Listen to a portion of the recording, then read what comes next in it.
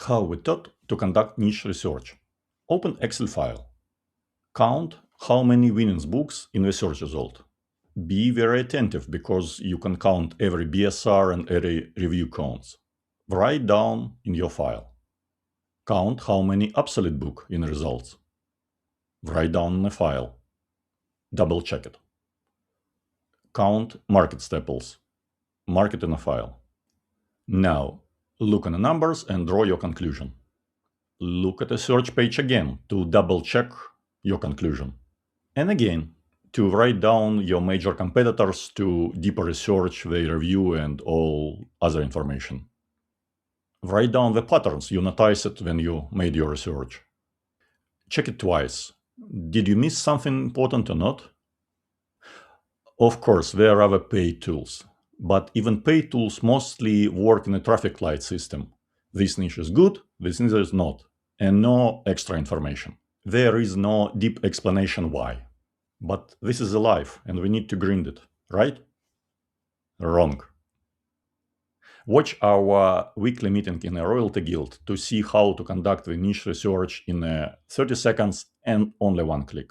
So we searched for some keywords which are interesting for us, and we click on the extension, validate the niche. So basically it's only click, which we need to this extension collected all organic results, not sponsored one. Okay, that's good. And next we just switch to our language model, paste it, and start. That's all. I mean, no more clicks, just copy and paste. Yeah. And verdict, not recommended, too competitive. Mhm. Highly dominated by market staples. And now I will explain. So market staples, this is a books with reviews 500 and more. Oh, wow. We have a books with Yeah, I knew it was too competitive because I've researched that niche before. there. And the way out of 16 books, 75% of a list have a 500 reviews or more. So it's really impossible to compete. And winners books. Winners books are books with a BSR lower than 50,000 and less than 50 reviews. So means it's produced supposedly not so long ago, and we can compete with it.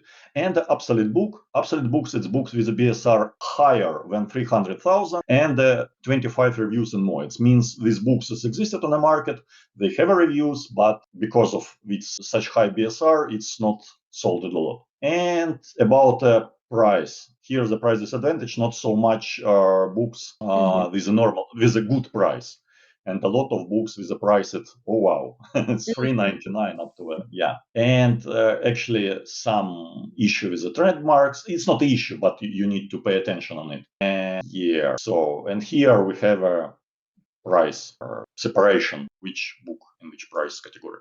So you saw we spent like the 30 seconds to get a full verdict on the niche.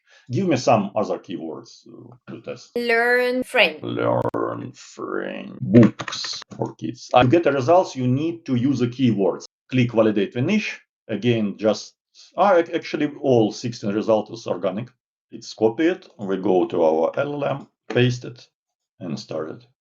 If you really make the niche research not for demonstration purpose, of course, it's better not to mix the different categories in one chat. Because I think it's mixing it up somehow. Not really mixing, because it's smart enough to the prompt written in a way that it will not mix.